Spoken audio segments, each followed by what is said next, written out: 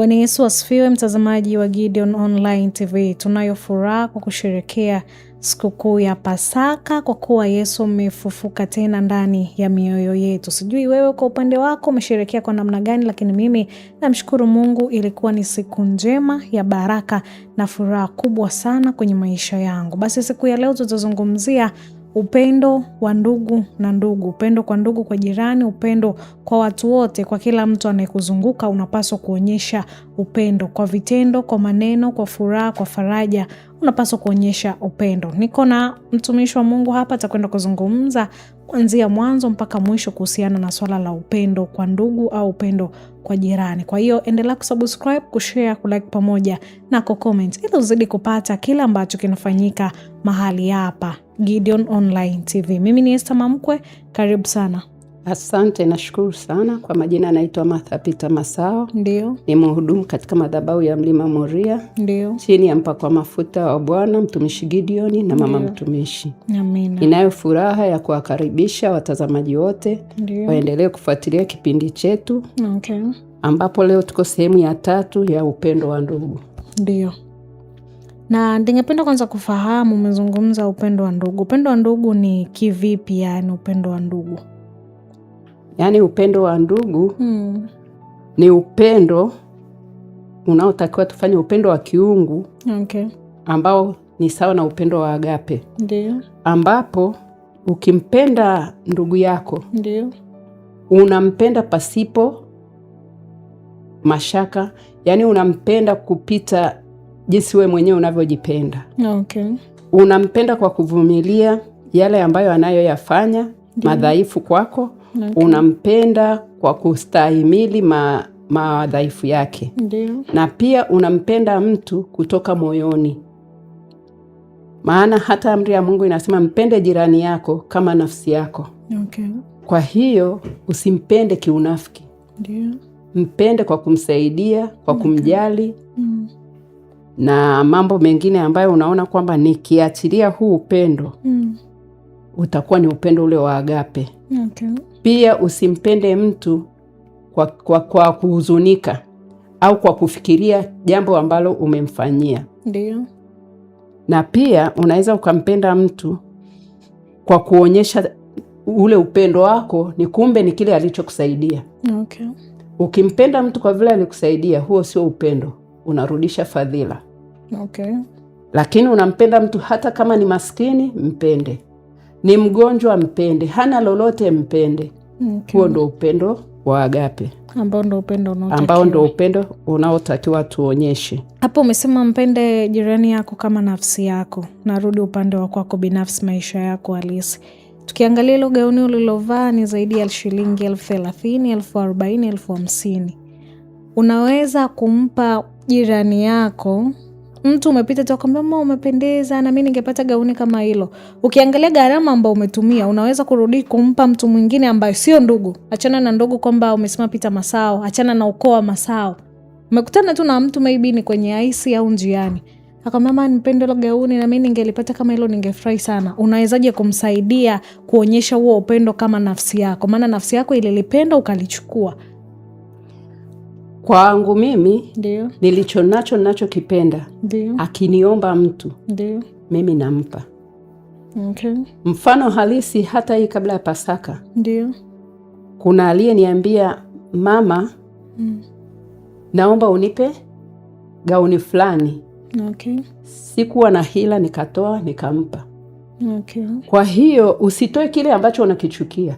Toa kile unachokipenda. Na nimejifunza kwa wale wanaonipa mimi. Okay. Wananipa kile cha thamani. Okay. Na mimi kwa kuwa napewa cha thamani, mtu akiniomba nitampa cha thamani. Ndio. Au angalia kwamba hili nimelivaa tu mara moja, jamani nimenunua juzi, nimelinunua gharama. Hapana, siangalie. Najua ya kwamba Mungu atafanya njia, nitaletewa lingine. Una imani kwamba ninavyotoa nitapokea tena. Maana mkono utoao ndio upokea. Vipi kwa yule mtu ambaye anaona amenunua kitu chake cha gharama hawezi kutoa? Wale wanaotafuta sababu, nitakuletea, saundi zinakuwa ni nyingi sana na bado atimize kile kitu. Unamshauri vipi huyo mtu? Mimi namshauri ya kwamba asione ugumu wa kumpa mtu kile anachokipenda. Okay. Ampe akiamini ya kwamba, maana upendo unaendana na imani. Ndiyo. Amini ya kwamba ninavyotenda huu upendo kwa huyu mtu, ninavyomsaidia huyu mtu, Mungu atafungua malango mengine, nitabarikiwa zaidi ya kile nilichokitoa. Okay, nina ushuhuda kuhusu wewe. Mwezi kama 2 ama 1 au 3 ulitushuhudia umehamia kwenye nyumba yako. Ndiyo. Katika huo upendo nikaja nikakwambia, mama, nimependa mimi kukaa kwenye nyumba yako, wewe katafute pengine. Upo tayari kuniachia ile nyumba ile ukakaa sehemu nyingine kutokana na upendo tunaozungumzia? Upendo huo hautawezekana kutokana na nini? Pale ndipo ninapokaa. Sina pengine pa kukaa. Lakini kumbuka umesema tu kile unachokipenda. Yaani katika ulichonacho cha ziada, yaani unavyo vingi. Nyumba kama ninazo 2 ningempa. Lakini kama ni moja huwezi kumpa. Kwa hiyo ni kutoa kile kama ni moja huwezi kumpa mtu. Utabaki uchi. Kwa hiyo kile ulichonacho usipende kulundika vingi na mwenzio hana. Okay. Hapo sasa umekuja. Maana nilijua akija sasa hivi nimependa gari lako unatoa. Kama unalo moja huwezi kutoa. Okay. Labda umsaidie kwa lifti. Ukijua kama ni jirani yako, unajua kwamba anahitaji lifti na wewe unatoka, usimnyime lifti. Kwa hiyo tuzungumze basi, ukiwa na kitu zaidi ya kimoja, toa. Ili upate kingine cha aina tofauti. Lakini ukiwa na kimoja huwezi kutoa, maana utabaki bila chochote. Na nini?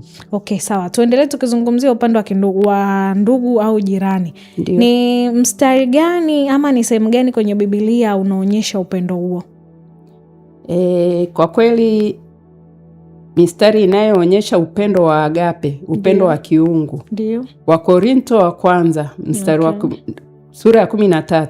Ndiyo. Mstari wa 3 mpaka wa 8. Ndiyo.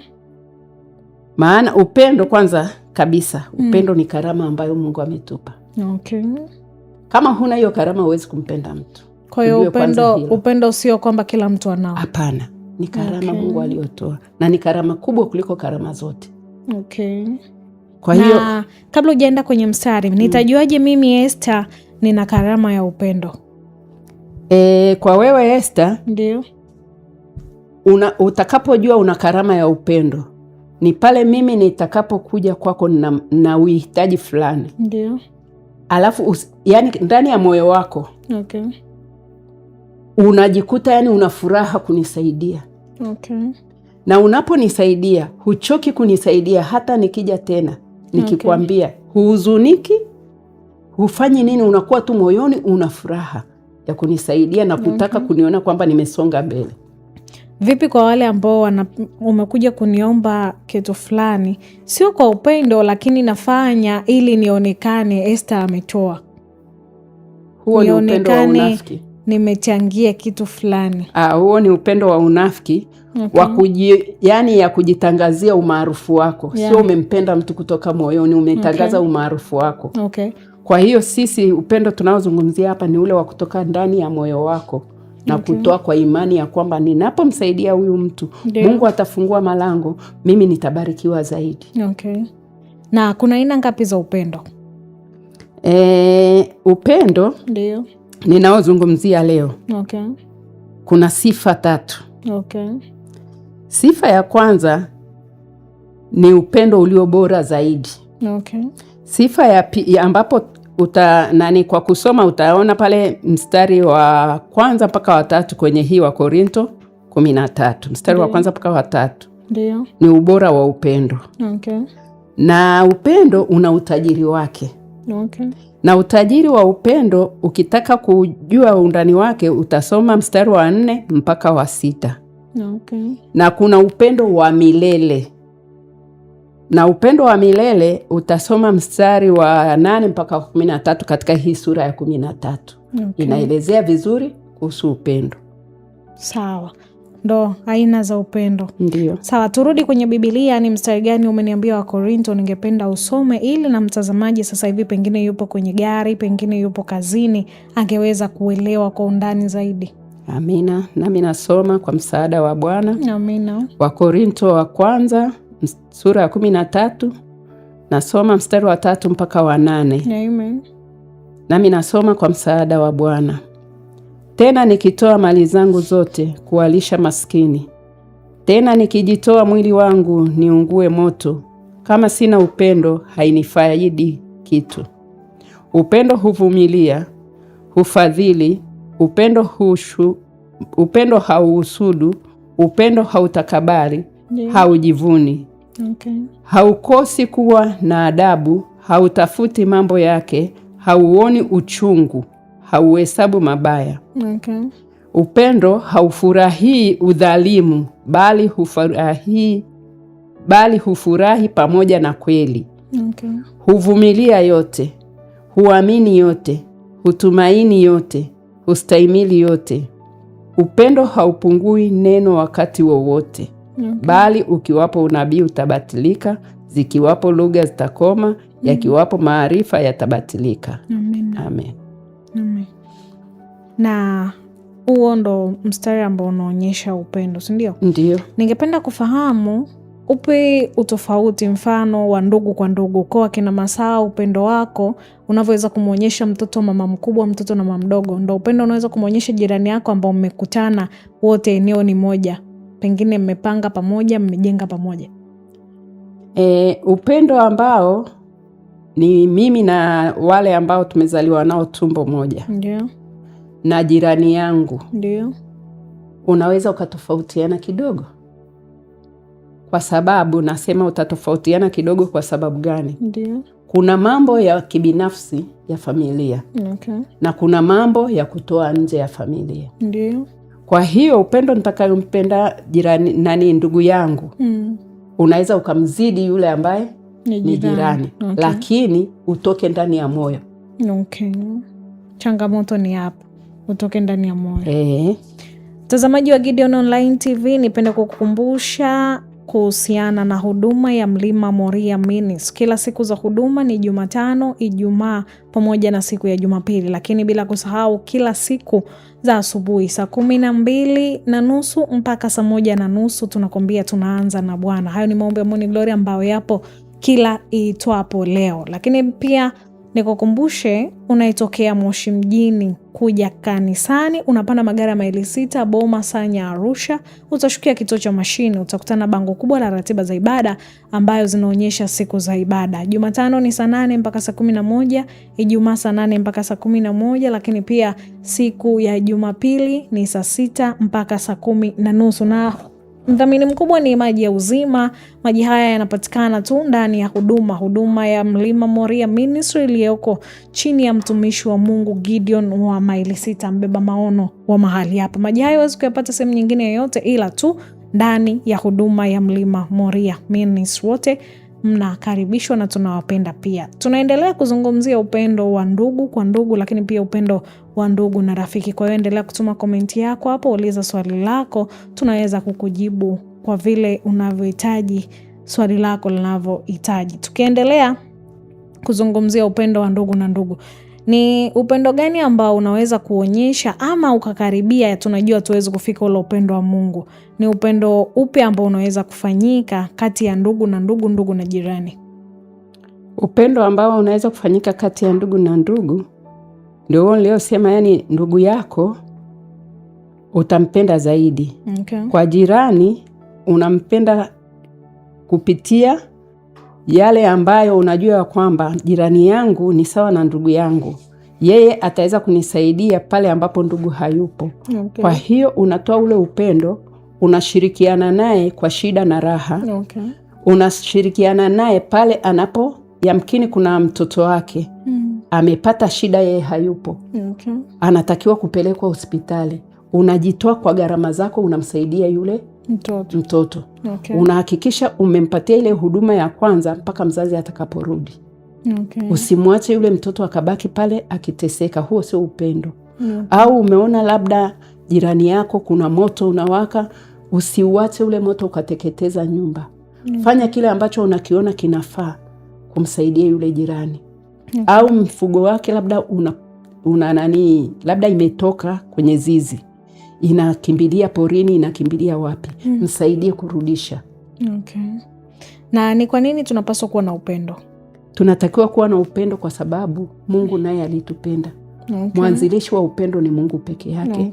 Na yeye alivyotupenda alitupa amri kuu, na amri kuu ni ya mapendo. Mpende jirani yako kama unavyojipenda wewe mwenyewe. kama nafsi yako. Yani hii nafsi yako kama unajipenda, ujipende hivyo hivyo kama unavyompenda jirani yako. Okay, na ni mstari gani mwingine ambao unaweza kutuonyesha sasa upendo wa kiungu kwenye kupendana ndugu kwa ndugu? Upendo ambao mistari naweza kusoma ni Efeso 5. Okay. Mstari wa 22 mpaka 25. Okay. Nami nasoma kwa msaada wa Bwana. Amina. Enyi wake, watiini waume zenu kama kumtii Bwana. Okay. Kwa maana mume ni kichwa cha mkewe, kama Kristo naye ni kichwa cha kanisa. Okay. Naye ni mwokozi wa mwili. Lakini kama vile kanisa limtiivyo Kristo, vivyo hivyo wake nao wawatii waume zao katika kila jambo. Enyi waume, wapendeni wake zenu, kama Kristo naye alivyolipenda kanisa akajitoa kwa ajili yake. Okay. Hii mistari inahusu familia. Upendo unaanzia kwenye familia. Okay. Pale nyumbani kwako, baba na mama ndo wanatakiwa waonyeshe upendo kwa watoto, ili watoto wapate yale makuzi ya upendo kwa wazazi, ili na nje wakafanya upendo. Okay. Wewe usipompenda mme wako, mtoto anakuona, anaangalia, anajifunza jambo pale. Lakini utakavyompenda mme wako, ukatii, ukamnyenyekea kama kichwa cha nyumba, na mtoto ataiga yale makuzi mnayoyafanya pale, ataiga. Okay. Ataenda, atafanya yale ambayo anajua kwamba tunatakiwa tupendane. Okay. Kwa hiyo na mwanamke na ni mwanamme anatakiwa akupende, aonyeshe upendo kwako. Lakini asipoonyesha upendo, akija anakuwa mkali, kugombana, kufanya nini, mtoto naye anaiga. Kwa hiyo pia jamii haitaweza kujifunza kitu pale. Okay. Kwa hiyo upotofu wa upendo unaanzia ndani ya nyumba, katika familia. Okay. Lakini kukiwepo na upendo katika familia, baba na mama wanapendana, watoto wanapenda wazazi wao, watoto wenyewe kwa wenyewe wanapendana, hata wakitoka nje ya familia watapendana. Okay, unakuwa tayari wameshajengwa msingi. Okay. Na unawaambia nini wazazi wale ambao wamekuwa wakizungumza kurushiana maneno ambayo sio sawa mbele ya watoto ama mbele ya watu wengine, majirani, nje ya nyumba? Wazazi wenye tabia hiyo, ninawaambia kwa kweli waache, kwa sababu wanawafundisha watoto tabia mbaya. Mtoto mdogo anakariri sana mambo. Okay. Unavyotukana, kesho akitoka anaenda kutukana nje. Ndio. Na amejifunza kwa nani? Kwa baba na mama. Ndio. Pale mnakorushiana maneno ya matusi, maneno makali, machafu mbele ya watoto, watoto wanakuwa na tabia mbaya.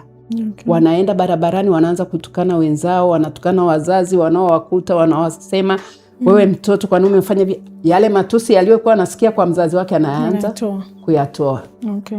Kwa hiyo mimi nilikuwa na washauri wazazi waanze kuonyesha upendo nyumbani, katika familia zao. Okay. Baba ampende mke wake na mke ampende mme wake. Okay. Hata kama kuna mgogoro, wasiuonyeshe mbele za watoto au mbele za jirani. Okay. Wamalizane humo ndani kwa ndani, wavumiliane. Okay. Kwa sababu tunaona hapa upendo huvumilia. Lakini atakavyovumilia yale madhaifu ya mme wake au madhaifu ya mke wake, watu watasema nipite wapi niikute ile familia. Kumbe ndani ya ile familia kuna mgogoro mkubwa sana. Ndiyo. Lakini umefichwa na uvumilivu. Okay. Kwa uvumilivu pia una nafasi yake kwenye maisha ya binadamu. Kwenye upendo. Okay. Sawa, mtazamaji wa Gideon Online TV, tumefika tamati kwa siku hii ya leo. Nikwambie tu endelea kusubscribe, kushare, kulike pamoja na kucomment. Nikutakie wakati mwema, endelea kufurahia vipindi vyote ndani ya Gideon Online TV. Kwa heri.